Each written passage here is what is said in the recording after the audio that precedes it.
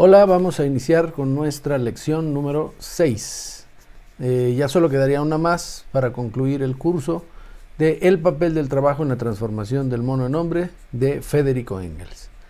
Vamos en esta ocasión a ver cuál es la relación que hay entre la influencia consciente del hombre sobre la naturaleza, la inconsciente y los resultados de esa acción consciente o inconsciente, deliberada o no, de la acción del hombre sobre la naturaleza.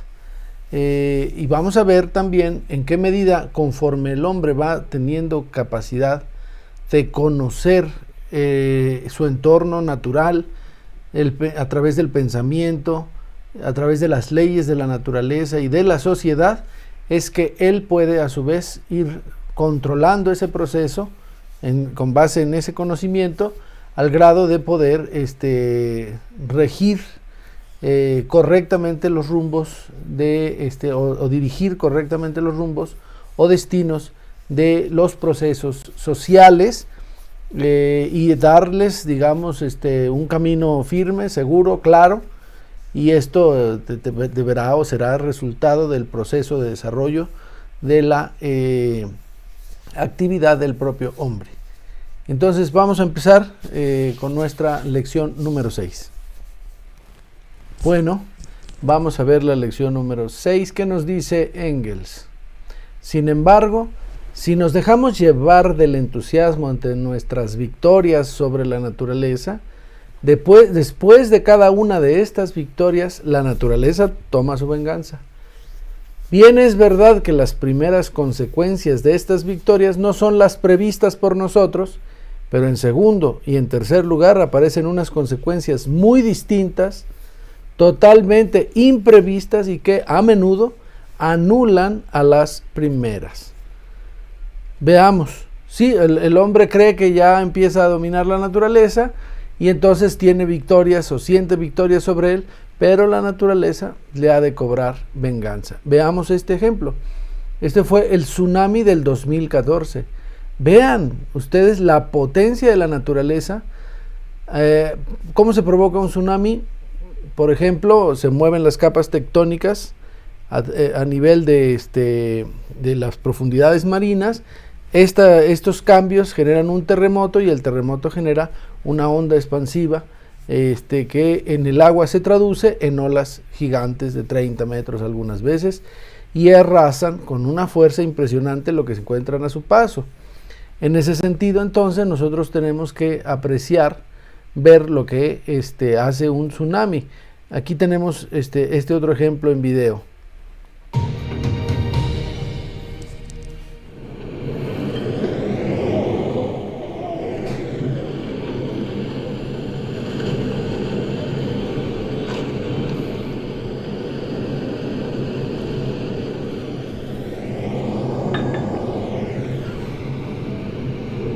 Impresionante.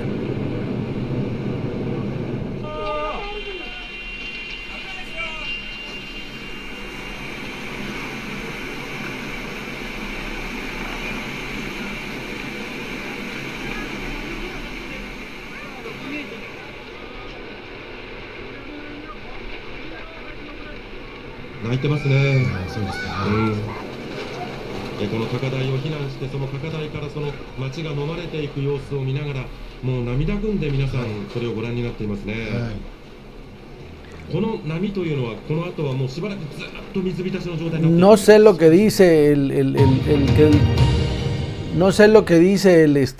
encargado de las noticias, pero si fuera mexicano diría puras groserías. Y este es otro ejemplo de cómo el calentamiento global afecta el desarrollo de la naturaleza y nosotros somos responsables de ese calentamiento en virtud, muy particularmente el capitalismo tiene el principio de la máxima ganancia al costo que sea, y uno de los costos es tener efectos sobre los cambios en los desprendimientos de los icebergs de la Antártica. Es muy curioso que algunos científicos digan que no es cierto, que no se debe a eso, pero hay que hacer el análisis. porque también es posible que le traten de decir que no es así con toda la intención. Pero bueno, veamos este otro video. Vamos con otra información que tiene que ver con los efectos, de alguna manera, del calentamiento global que hemos mostrado en estos últimos tiempos, que son más evidentes. Lo hemos visto en la acelerada desaparición de glaciares, también en el Ártico y en el Polo Sur. Pues bien, estamos hablando ahora de un iceberg del tamaño de la isla Gran Canaria, que se está desprendiendo y se desprendió en la Antártica. Mide 1.580 kilómetros cuadrados, tiene 210 de espesor, contiene 315.000 millones de toneladas de hielo. Se ha desprendido de la plataforma de hielo Emery, la tercera más grande del continente blanco. Sin embargo, en este caso los científicos consideran que el fenómeno forma parte del ciclo normal de las plataformas glaciares y no está ligado al cambio climático. Los expertos llevan casi 20 años observando y vigilando este lugar, donde finalmente se produjo esta rotura de la plataforma. Ocurrió definitivamente hace 6 días. Veamos a continuación, porque el programa de observación de la Tierra de la Unión Europea informó que este nuevo iceberg se llama, hago alusión a esto, que tiene el tamaño del Gran Canaria, o sea, bastante grande, de una de las islas de España, se llama D28, se desprendió totalmente de esta plataforma. Está ubicada al este de la Antártica y estas son fotografías, miren la diferencia. Está tomada con muy poca diferencia. Esto es el 20 de septiembre y aquí vemos cómo cambió la imagen el 25 de septiembre, o sea, en 5 días. Usted podía primero apreciar, según estas fotografías satelitales, la grieta y en definitiva el desprendimiento total, y se transforma en este iceberg. Captadas imágenes del satélite Sentinel con esta breve diferencia de tiempo, pero haciendo énfasis que en esta oportunidad no se debe a la crisis climática, es lo que han acordado y han llegado como conclusión los mismos científicos. Pero llama la atención, ¿no? Llama la atención, claro. Exacto, llama la atención. Pero bueno, ahí está otro efecto de nuestra relación y nuestro contacto y nuestra transformación de la naturaleza, que si se hace de manera irracional e irresponsable, consciente o inconsciente, tiene efectos, y ahí se ven algunos. Entonces, por ejemplo, avanzamos, dice: los hombres que en Mesopotamia, Grecia, Asia Menor y otras regiones talaban los bosques para obtener tierra de labor, ni siquiera podían imaginarse que, al eliminar con los bosques los centros de acumulación y reserva de humedad, estaban sentando las bases de la actual aridez de esas tierras. Los italianos de los Alpes, que talaron en las laderas meridionales los bosques de pinos, conservados con tanto celo en las laderas septentrionales, o sea, del norte, no tenía idea de que con ello destruían las raíces de la industria lechera de su región. Y mucho menos podían prever que, al proceder así, dejaban la mayor parte del año sin agua sus fuentes de montaña, con lo que les permitían, al llegar el periodo de las lluvias, vomitar con tanta mayor furia sus torrentes sobre la planicie. Los que difundieron el cultivo de la patata en Europa no sabían que con este tubérculo farináceo difundían a la vez la escrofulosis. Veamos, esta es la zona de Mesopotamia que estaba entre dos ríos, el río Tigris y el Éufrates, y ahora se convirtió justamente en una zona desértica, ¿verdad? Y vamos a ver pues cuál es la razón. Los bosques, cuando están así como se ven en este momento de la Mesopotamia, esta es una foto actual, vemos cómo estos bosques lo que generan son, primero, humedad. ¿Por qué? Porque las sombras generan una especie de microclima al interior del bosque que le da humedad a la tierra, pero al mismo tiempo la caída de las hojas genera una fertilidad muy buena del suelo y una protección y un suelo muy adecuado, y por lo mismo, a la hora de una lluvia, en vez de que la lluvia pase sin ningún tipo de freno, conforme va bajando el agua, va teniendo como freno los troncos de los árboles, que hacen a su vez que el agua se filtre y generen los manantiales. Es lo que se filtra, va y sale en otro lado, pero puede llegar directamente a los ríos, a los mares, pero también a los manantiales o caer directamente en los mantos freáticos. Eso es, se alcanza a apreciar. Y entonces, ¿qué es lo que hacen? Lo que hacen es talar esos bosques. Aquí vemos un ejemplo clarísimo de cómo a un lado tenemos un pedazo de terreno talado que va a servir para la agricultura, y del otro lado una zona tupida, ¿verdad? Entonces esa diferencia le quita, o sea, fíjense cómo ya no hay protección.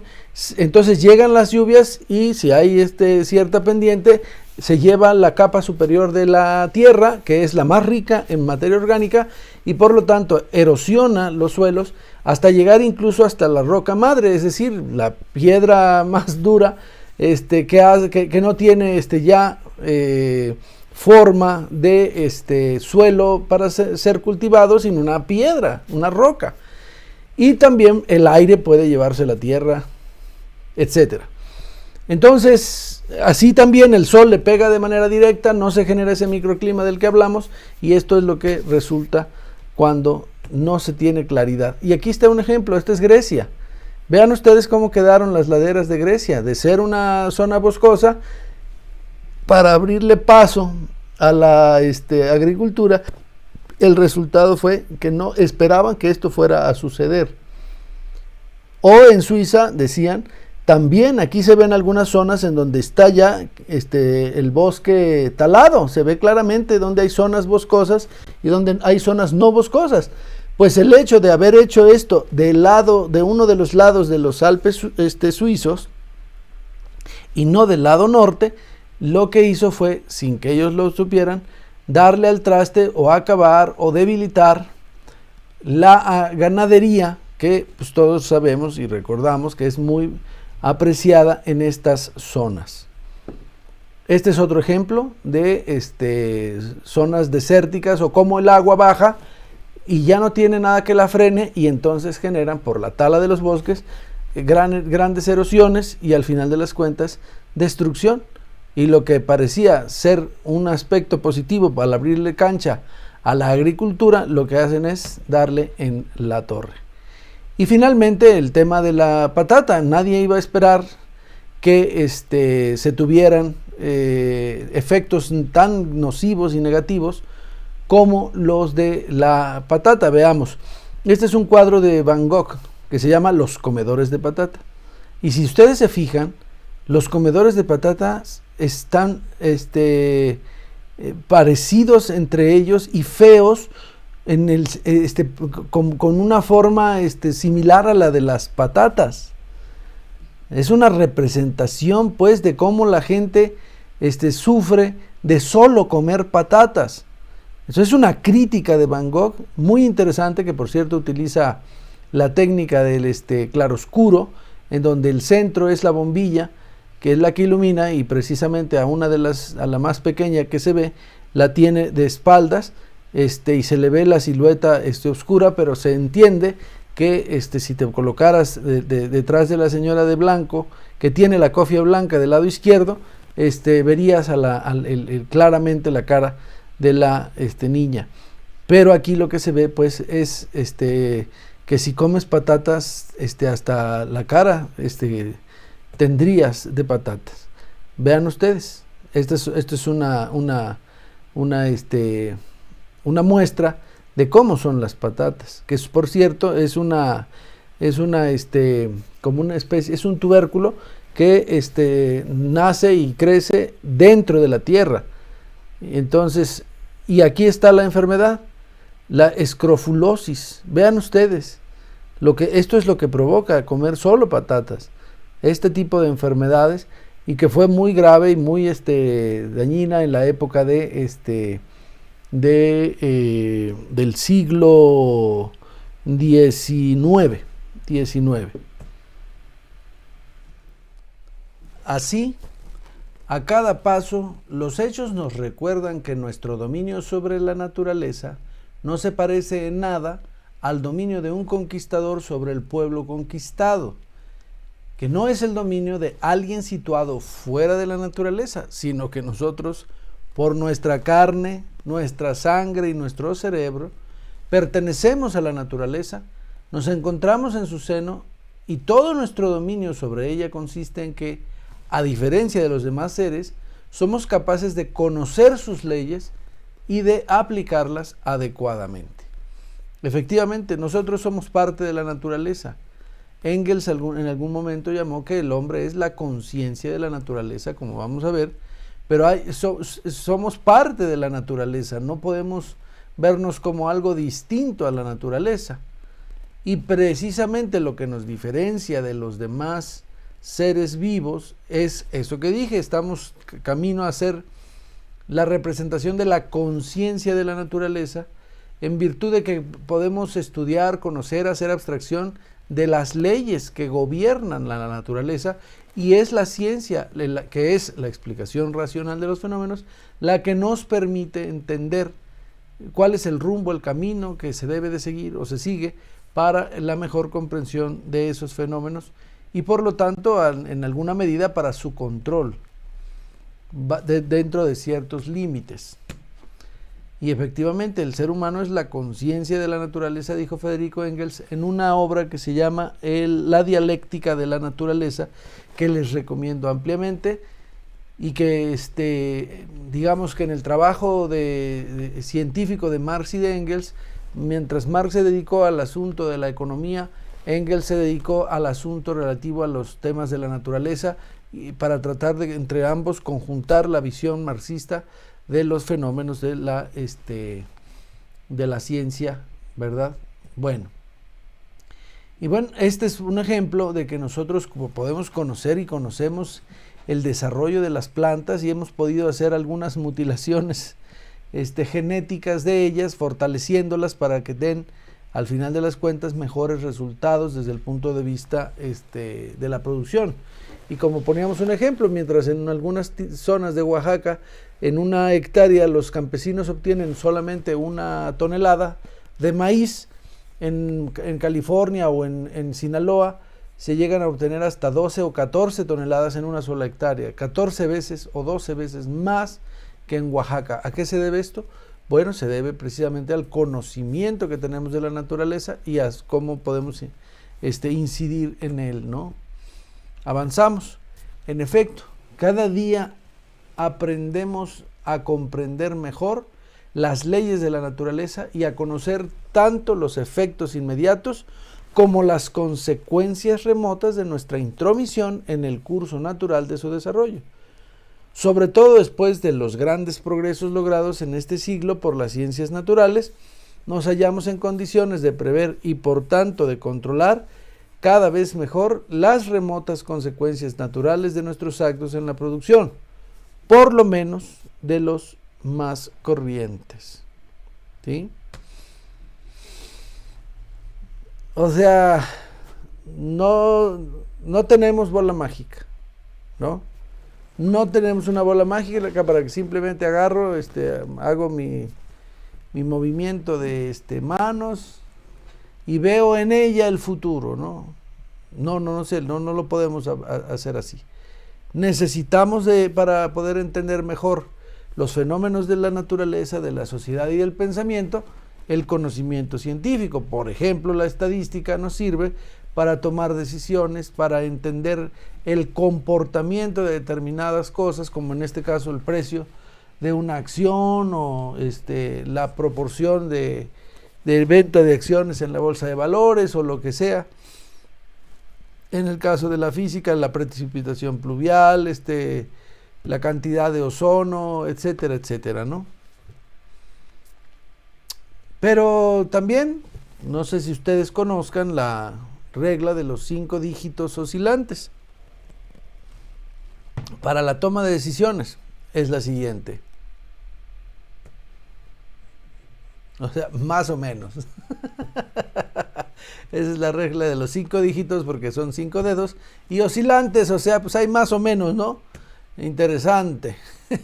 O sea, es la ciencia la que nos permite distinguirnos de los demás seres vivos y para poder comprender, atender, entender, estudiar, racionalizar y sobre todo delimitar, definir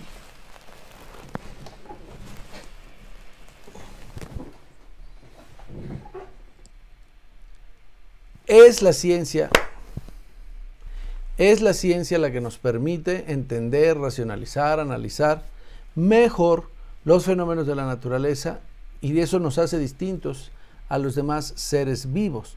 Pero es la ciencia, repito, la que nos permite comprender mejor cuál es el desempeño de la actividad humana y sus efectos sobre la naturaleza y los efectos que la naturaleza tendrá en respuesta a esa acción del hombre, ¿no?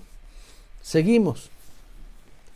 Y cuanto más sea esto una realidad, más se sentirán y comprenderán los hombres, más sentirán y comprenderán los hombres su unidad con la naturaleza, y más inconcebible será esa idea absurda y antinatural de la antítesis entre el espíritu y la materia, el hombre y la naturaleza, el alma y el cuerpo, idea que empieza a difundirse por Europa a raíz de la decadencia de la antigüedad clásica y que adquiere su máximo desenvolvimiento en el cristianismo.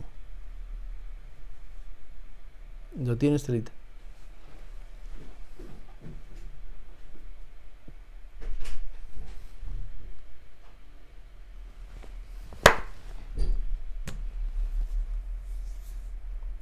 O sea, el hombre, una vez que desarrolla su visión científica crítica, comienza a ver, pues que empieza a haber una contradicción entre lo que él tenía como principios y lo que en la realidad sucede. Desde que uno era chiquito le enseñaron que el origen del hombre proviene de la relación entre Adán y Eva, y que Eva es hija de una costilla de Adán, ¿verdad? Y Adán es hijo del barro. Pero luego se desarrolló la teoría de la evolución a través de Darwin y vemos que las cosas no son como nos las habían dicho, ¿no? Y entonces se empieza uno a preguntar, bueno, ¿venimos de Adán y Eva o venimos del mono? Y entonces ahí empiezan a chocar las visiones espirituales con las visiones materiales. Y empieza, dice, a estrecharse, a eliminarse más bien, a eliminarse la diferencia entre lo que significa el espíritu y la materia. O sea, a verlos como si fueran cosas distintas, cosas separadas. Como si dijéramos, del hombre sale un alma y se despega, despega del hombre, se desaparece del hombre y pasa a otra vida. Eso pues no ha sido comprobado, ¿verdad? Entonces, pero lo interesante del tema es que al final de las cuentas, esa visión tiene que ir gradualmente atemperándose, cambiando, hasta llegar a una visión más racional de los fenómenos y lograr una conclusión correcta de ellos, ¿no? Entonces, ¿qué dijo Engels? No nos lo aclaró así con la precisión, pero puso de relieve lo que se conoce como el primer problema fundamental de la filosofía. ¿Qué es primero? ¿La materia o el espíritu? ¿El ser o el pensar? Y evidentemente que antes de que existiera el pensamiento, o sea, el hombre en sí, existió, digamos, la materia, ¿no? Ahora, pero hay quienes dicen, sí, pero la materia fue creada. Pero hay otros que dicen, no, la materia no se crea ni se destruye, solo se transforma. Entonces hay un empate. Y bueno, en la cabeza del hombre ha dado lugar a pensamientos fantásticos. Y aquí vemos el caso.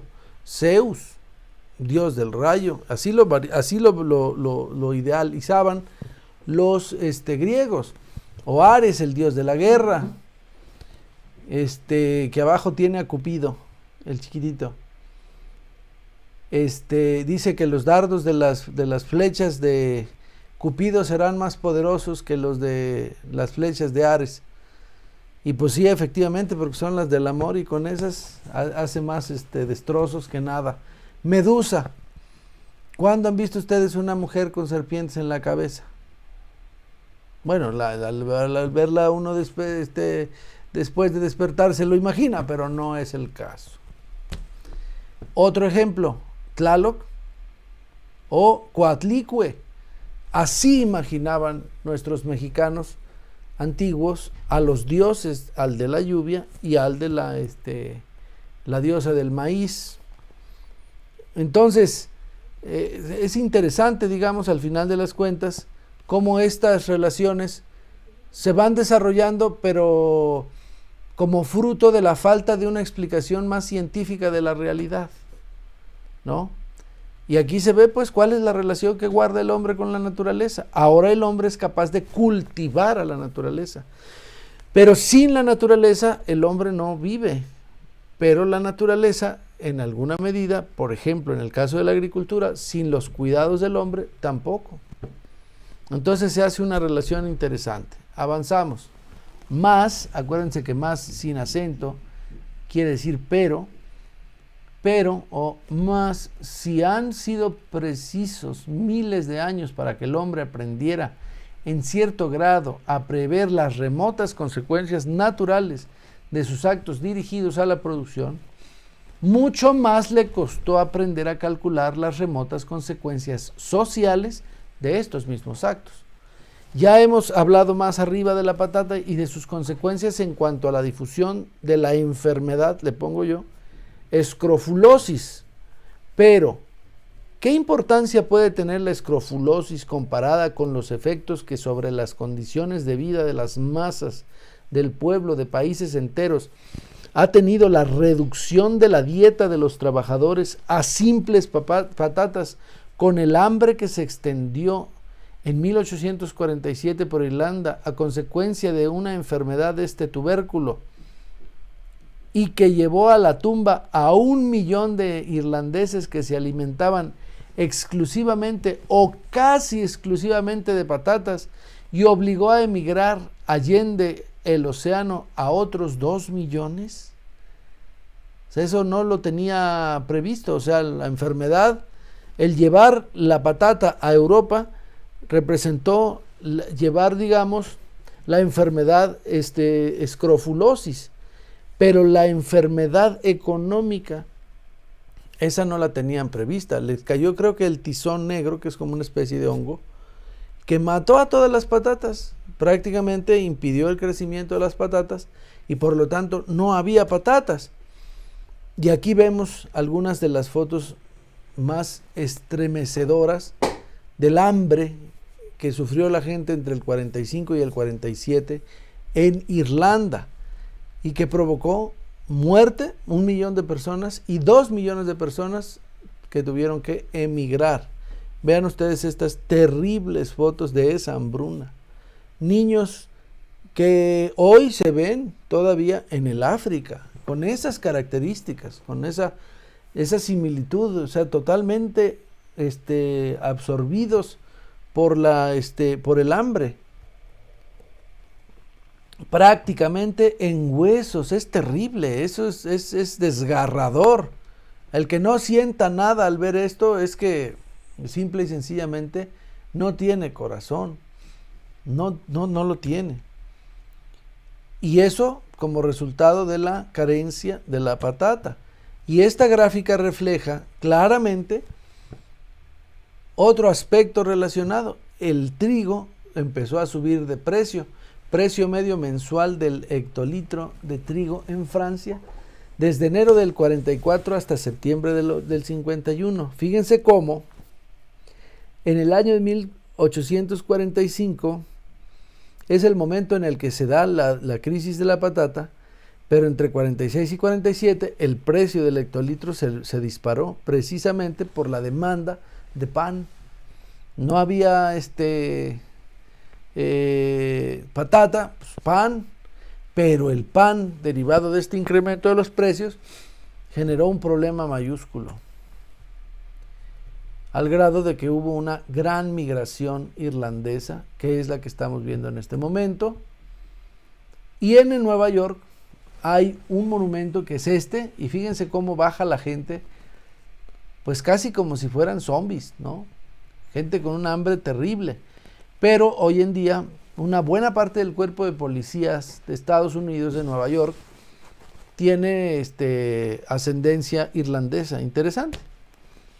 Este es otro ejemplo de esa época que quedó plasmado en esta figura, en Nueva York también, y que es un símbolo del hambre irlandesa que pues hizo que la gente viniera sobre todo en Nueva York, Filadelfia, en la parte de Boston, pero sobre todo Filadelfia y Nueva York fue en donde más, digamos, llegó a la migración irlandesa, ¿no?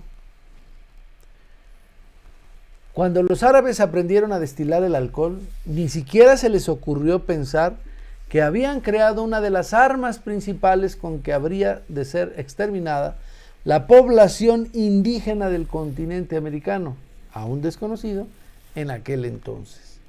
Y cuando Colón descubrió más tarde América, no sabía que a la vez daba nueva vida a la esclavitud desaparecida desde hacía mucho tiempo en Europa y sentaba las bases para la trata de negros. Veamos. Así se destila el alcohol. Tú pones un líquido impuro, ¿verdad? A calentarse. Ese vaporcito, ¿verdad? Baja, pero con el agua fría que está en ese otro tubo que rodea al tubo donde pasa la evaporación, el agua evaporada, entonces lo que hace es condensarla y hacerla líquida. En eso consiste la destilación. Entonces, si tú tienes una mezcla de destilados que contenga cierto grado de alcohol, a través de esta destilación, entonces obtienes un alcohol más puro.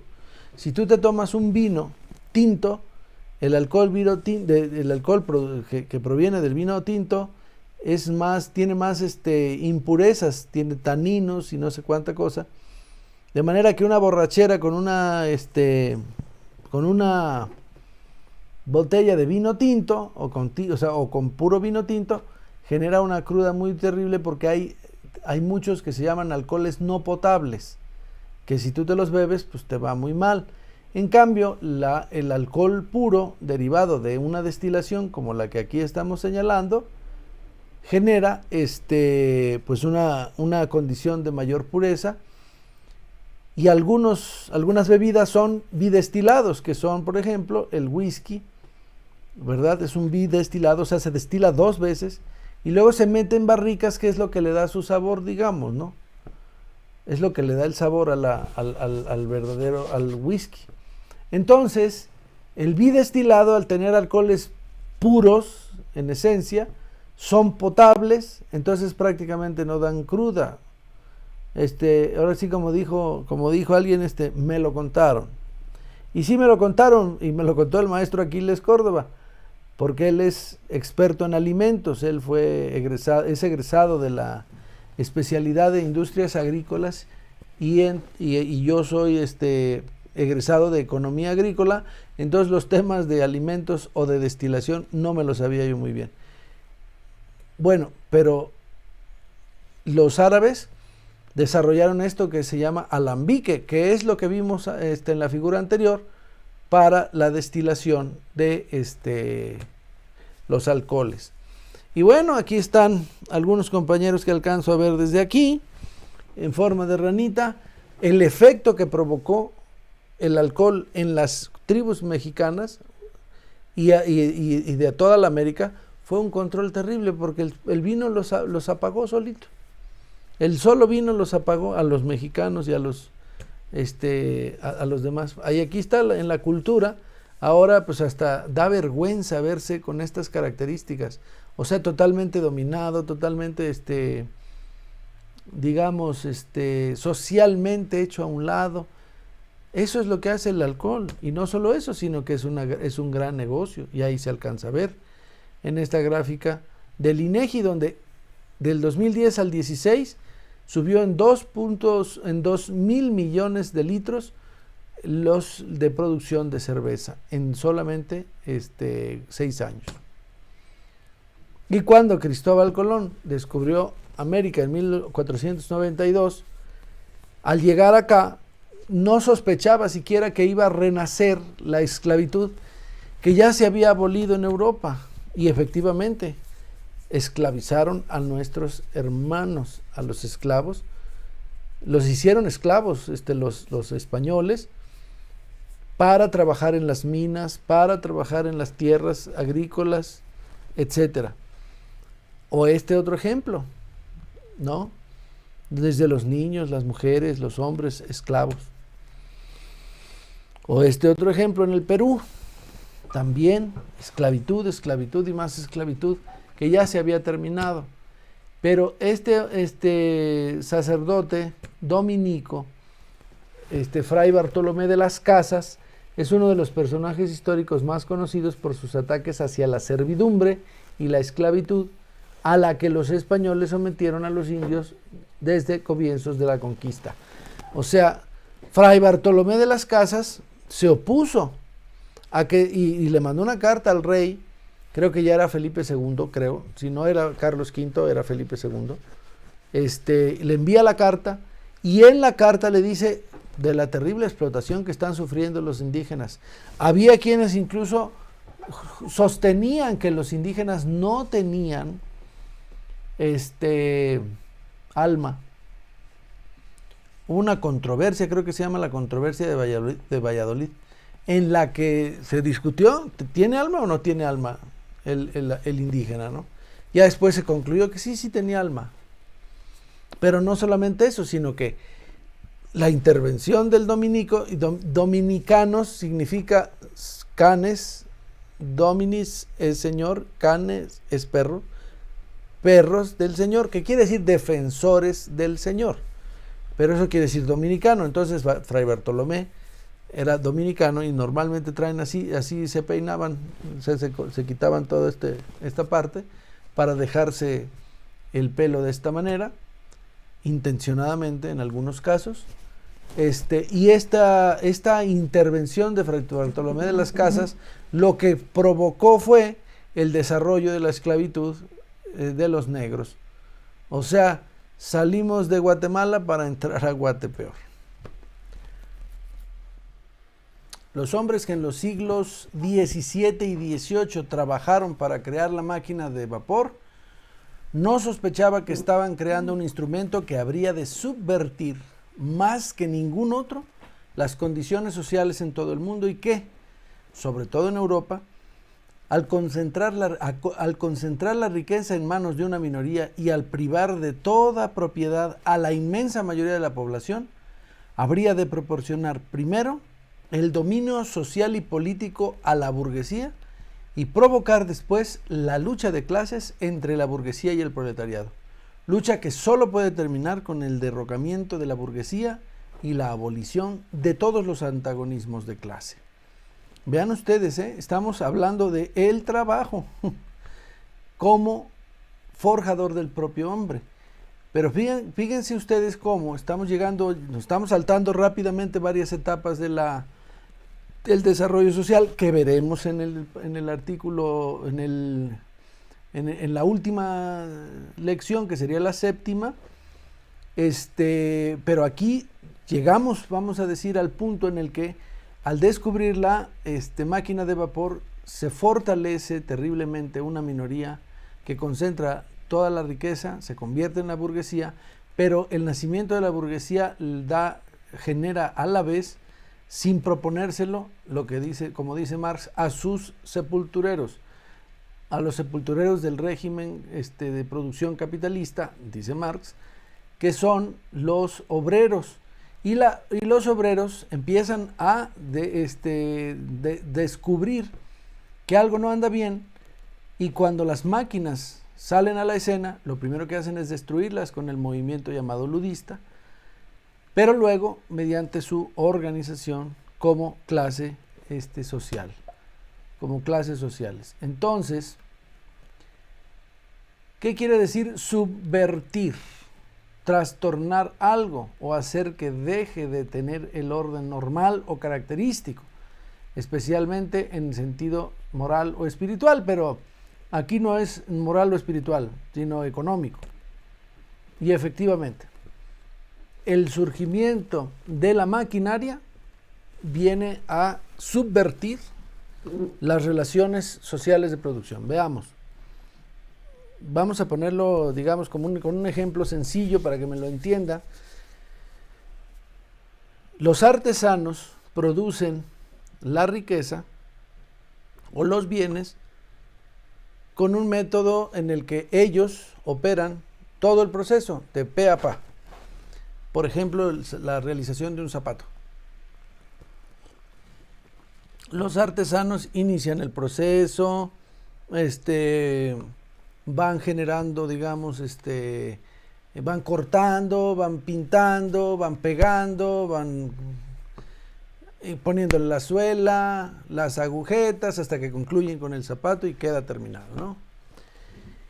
Entonces, lo que hace la primera fase, después del descubrimiento de América, del que ya hablamos hace poquito, la toma de Constantinopla por los turcos y luego la circunnavegación del África, obligan, la toma de los turcos fue en 1453, si no me equivoco, pero en 1492, o sea, 40 años después, ya se estaba yendo por la vía marítima hasta las nuevas tierras.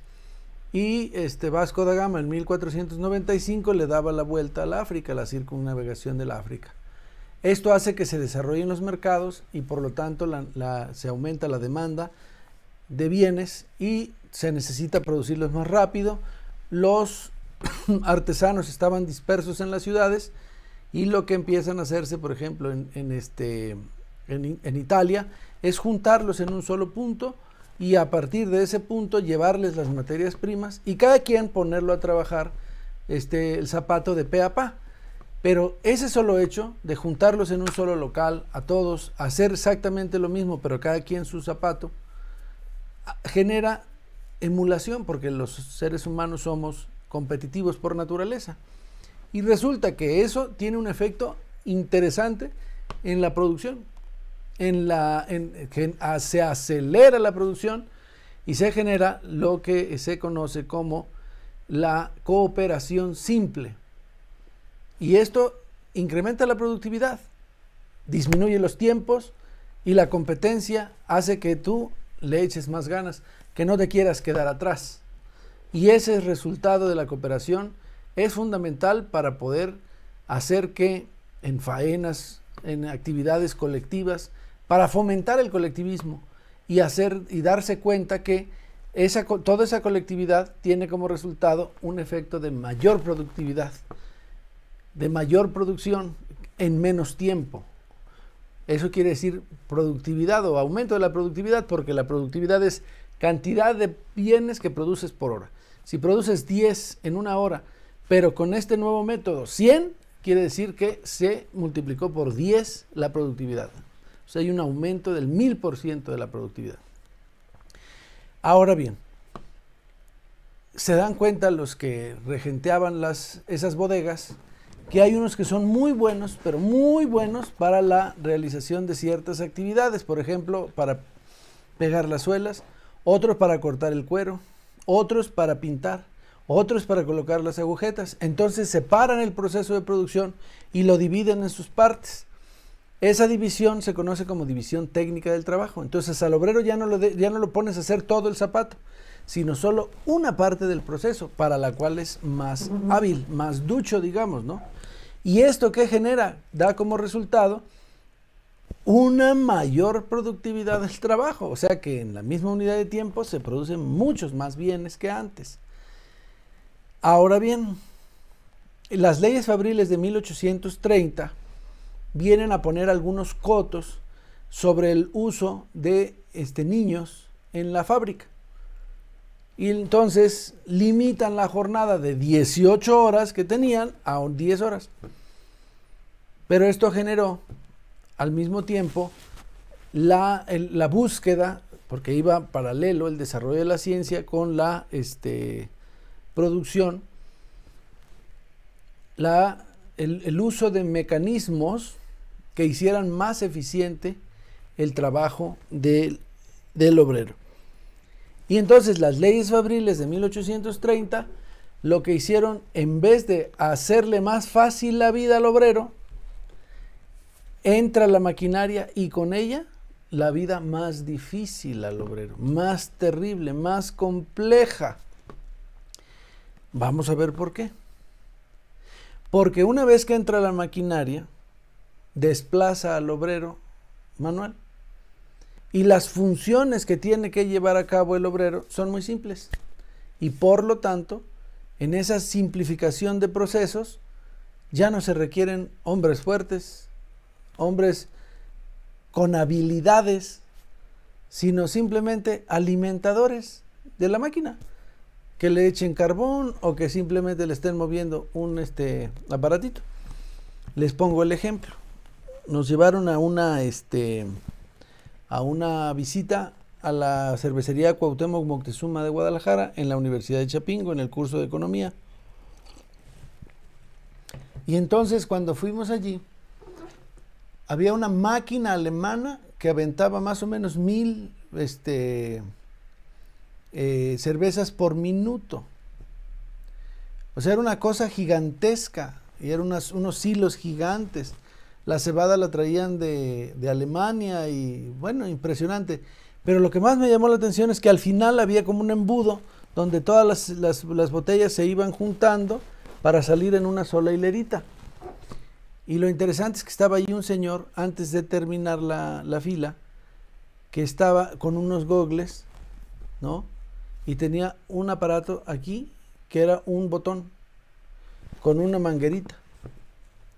Y entonces iban pasando las botellas y él tenía así como una línea, y si estaban por arriba de esa línea las botellas o por abajo, apretaba el botón, y entonces entraba un chorrito de aire, y empujaba la botella y la sacaba del proceso. Imagínense 8 horas así, pst, pst, pst, sin poder ir al baño, sin poder parar. Espérame tantito, deténganle aquí, ¿no? O sea, una cosa terrible, pero a eso se reducía.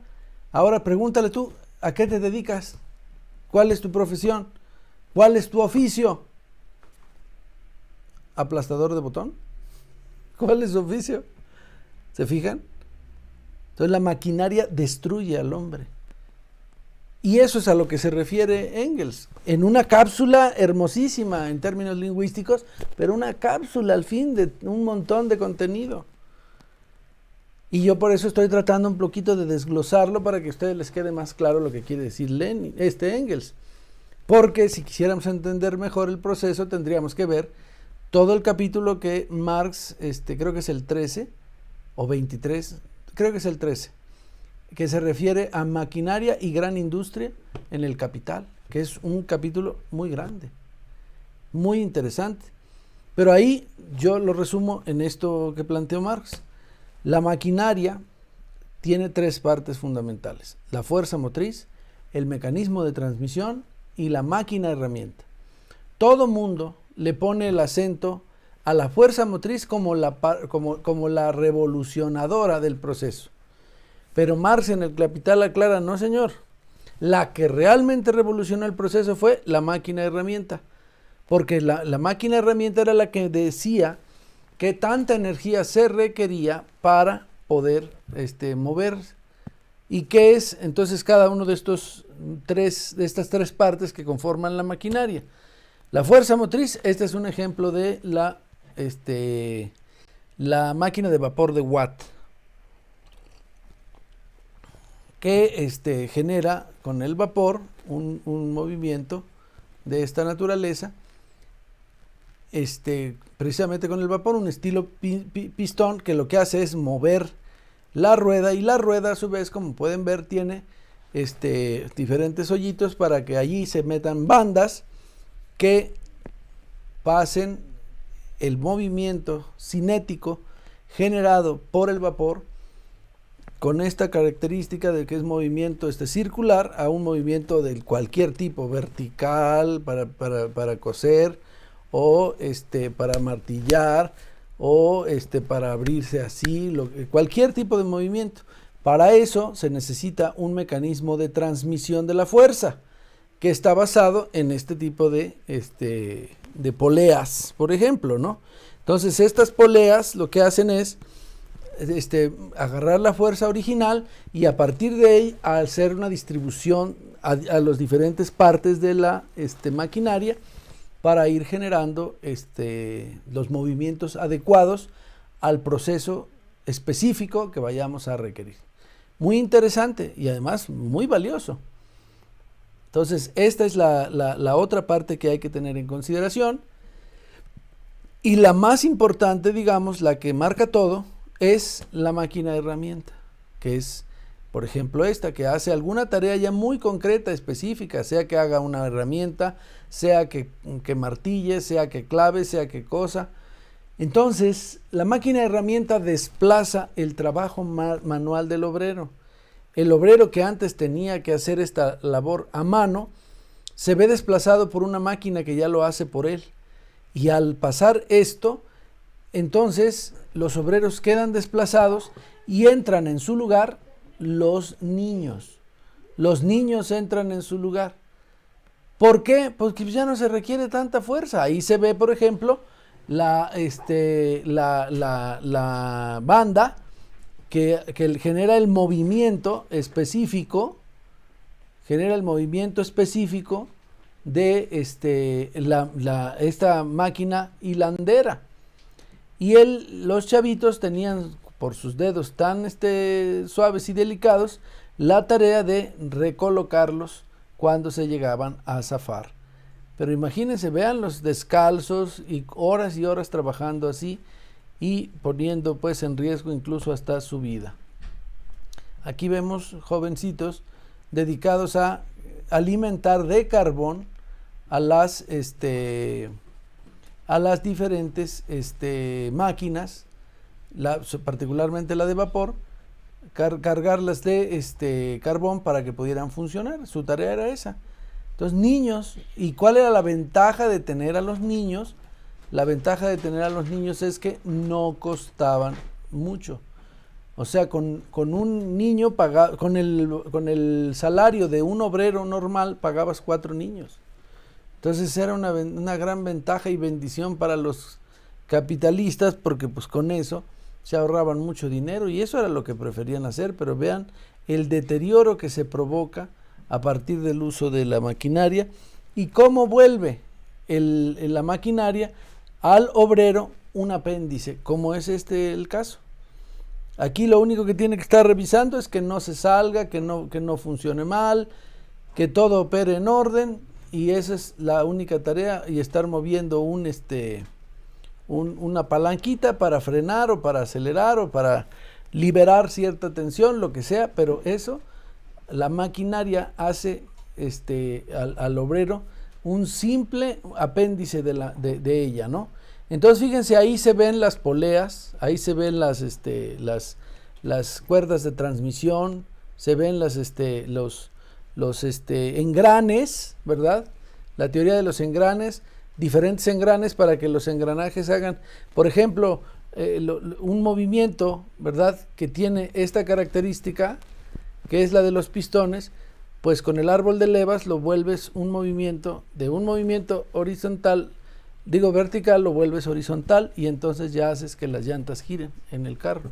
Pues algo parecido es esto. Ahí están los tres: la fuerza motriz, el vapor; la fuerza de transmisión o la maquinaria de transmisión, ahí se ven todos los aparatos; y finalmente la máquina herramienta, que es la que hace al final el proceso de producción. Vean ustedes la degradación física y moral de los niños y niñas a esa edad, pues ya tenían que trabajar en las fábricas, y los muchachitos ni siquiera han llegado a la edad adulta y ya están fumando. Es una degradación terrible. Esas son las consecuencias de haber desarrollado el capitalismo. La mujer en este caso trabaja al ritmo de la máquina, pero es más fiel la mujer que el hombre en relación al trabajo en relación con el trabajo de la actividad que realizan. y así les pagan también menos, son más dóciles y no quieren, ¿cómo se dice? Y no quieren perder su empleo, pues porque tienen hijos que alimentar. Y al final de las cuentas, hay una excesiva concentración de la riqueza que es producida por los obreros, pero que no la disfrutan los obreros. Y ese es el resultado.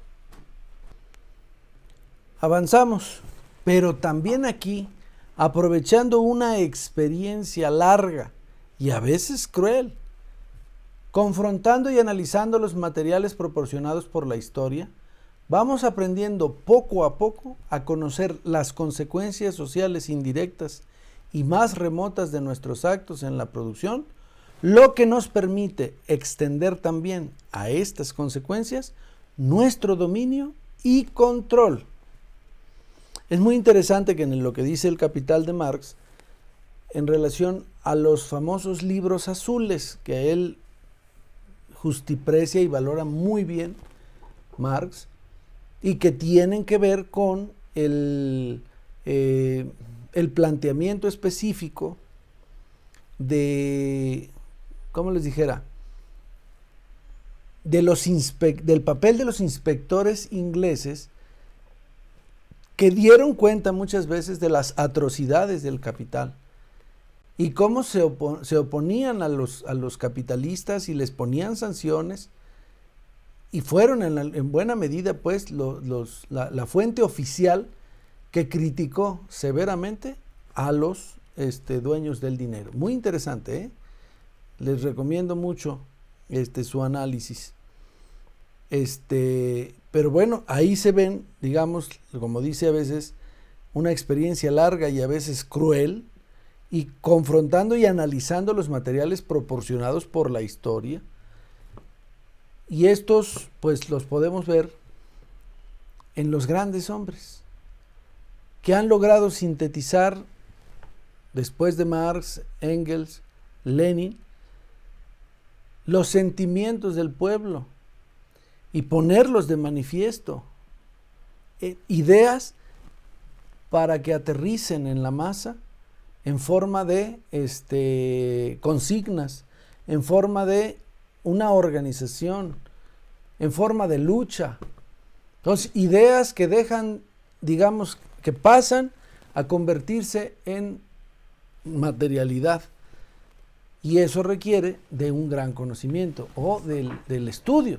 Precisamente por eso estamos estudiando, para tener conciencia y poder transformar la realidad, pero de una manera revolucionaria.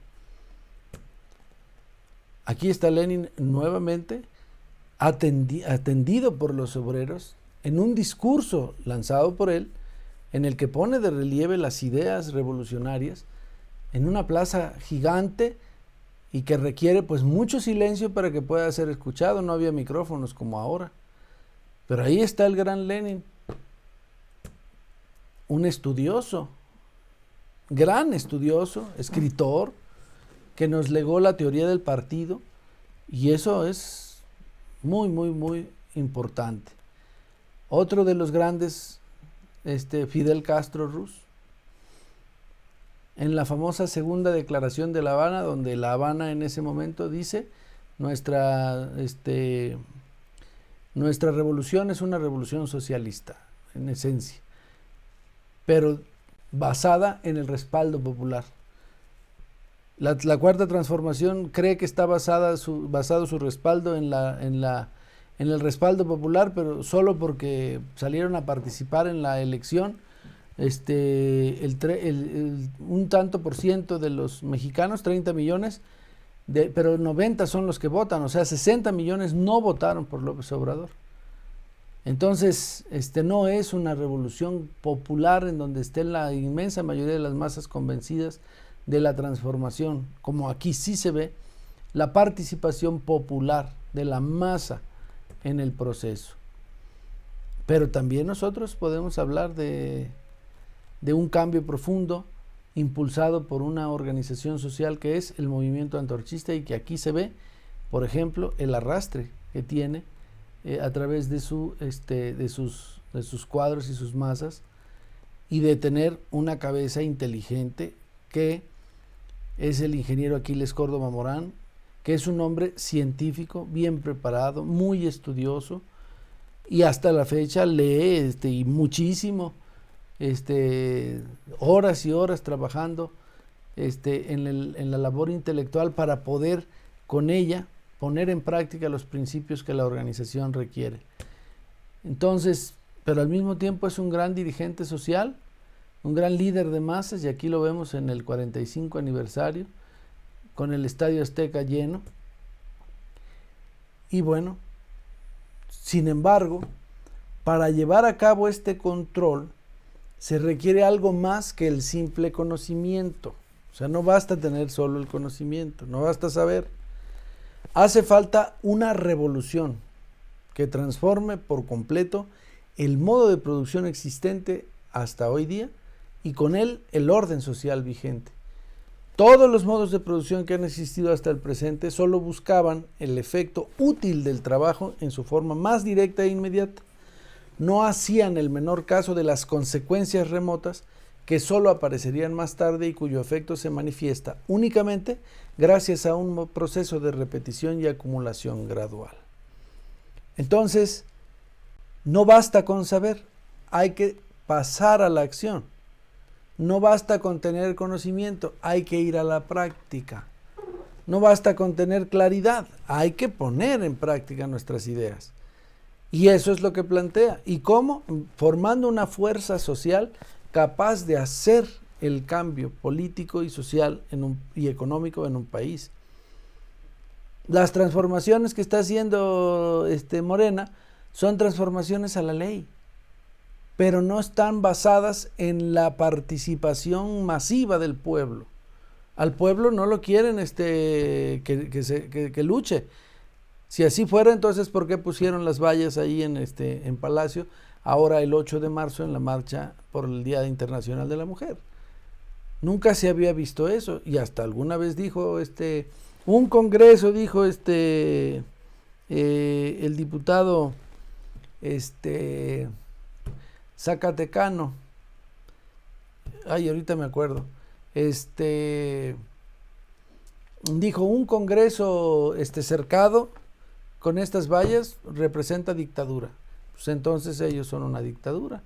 Monreal, ellos son una dictadura. Entonces no basta con tener el conocimiento, hay que formar una fuerza social, y esa fuerza social debe hacer una revolución que cambie las fuerzas productivas, que cambie las relaciones de producción, que haga pues que haya una mejor distribución de la riqueza social.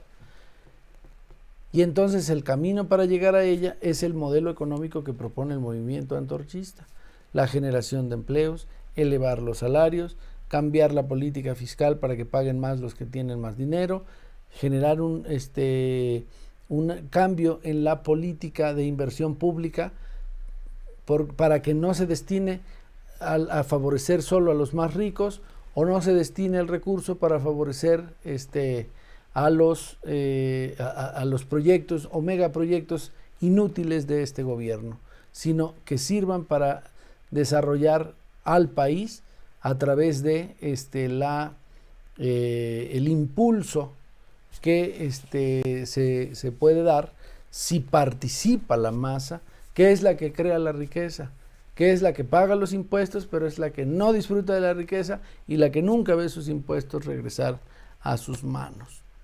Entonces, ahí está. Rusia hizo su revolución en 1917, tanto en febrero, pero luego le corrigió la plana la revolución de octubre de 1917 e hizo de Rusia de una república, de una ¿cómo se dice?, de una sociedad semifeudal a una república, a una república de soviets, digamos, de comités, una república que agrupaba a los comités, y que hizo de Rusia en poco tiempo una gran potencia, al grado de que pudo llevar al hombre a la luna o viajar al espacio. y hoy tener uno de los armamentos más poderosos de la Tierra. Y a los mejores hackers, perdón, pero pues también es gente muy inteligente. En fin, la Revolución China. Vean el orgullo con el que se hace esta revolución, el orgullo de las niñas, el sentirse parte. Vean ustedes la fuerza de esta foto que revela al pueblo al lado de sus dirigentes. En Cuba, siguiendo al gran comandante Fidel Castro, en este proceso revolucionario donde participó justamente el pueblo en hacer la revolución y cómo estaban atentos escuchando al comandante.